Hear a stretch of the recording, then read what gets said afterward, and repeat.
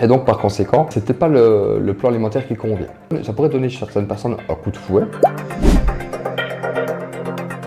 Ce n'est pas forcément grave, mais c'est pas non plus la meilleure des choses à mettre en place. Des sportifs doivent avoir une alimentation assez équilibrée et toujours dans des horaires bien précis par rapport aux heures d'entraînement ou d'activité sportive. Maintenant, une fois de plus, tout va dépendre du secteur d'activité au niveau sportif et aussi de l'intensité du sport. Maintenant, une personne qui décide de faire un minimum de sport pour se remettre en forme ou pour la rééducation, l'alimentation reste importante, mais je veux dire, ce n'est pas encore trop grave. C'est d'éviter tout ce qui est sucre rapide dans un premier temps, et tout ce qui est les lipides, donc les graisses. Ça peut porter à préjudice déjà au niveau santé, mais aussi au niveau de la digestion. Il va se retrouver en digestion très compliquée, beaucoup plus longue, ce qui va jouer sur les performances sportives. Et là, on a un problème, c'est qu'il faut penser que chaque personne a un peu un ADN différent, pour faire ça, pour essayer d'imager. Et donc, par conséquent, c'était pas le plan alimentaire qui convient. Le sexe va jouer énormément, donc que ce soit un homme ou une femme, l'alimentation n'est pas forcément la même au niveau des apports caloriques. Un adolescent, une personne âgée, nous là dans vraiment deux oppositions totales. Pourquoi est-ce qu'il y a des personnes, quand elles sont stressées, vont prendre du poids? Pourquoi est-ce qu'il y en a d'autres qui vont perdre du poids? Voilà, et puis ça peut jouer sur les hormones aussi.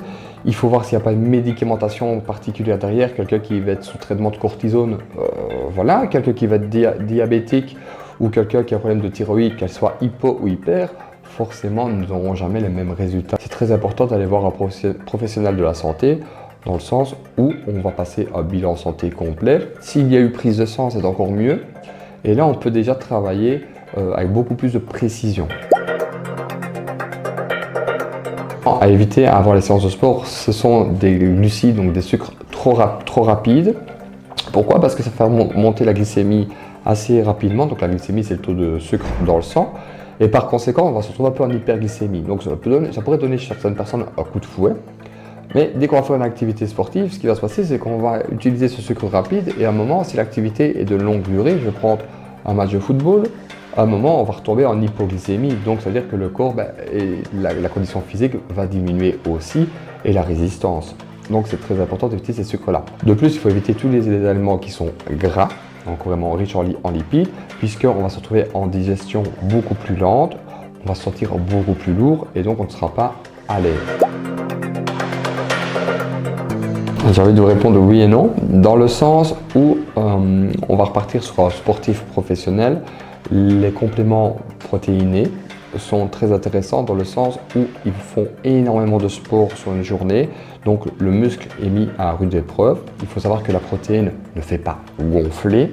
J'entends souvent dire ça. Ça va permettre de régénérer, de réparer les tissus musculaires. À un moment, c'est très difficile que ce soit toujours dans l'alimentation, puisque ça ferait des repas qui seraient énormes et difficiles quand même à digérer. Quelqu'un qui va faire du culturisme, donc de la musculation, va vraiment porter lourd et va déchirer son muscle et donc doit le régénérer.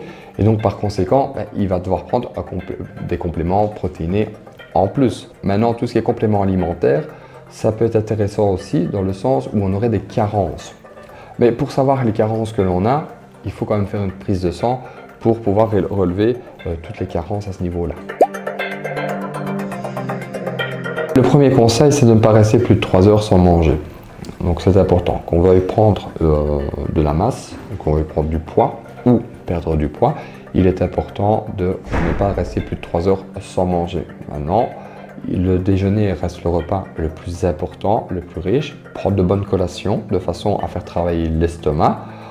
Maintenant, ce qui va être important pour quelqu'un qui fait une activité sportive, quelle qu'elle soit et quelle soit l'intensité, il est important pour elle de ne pas manger trop lourd avant.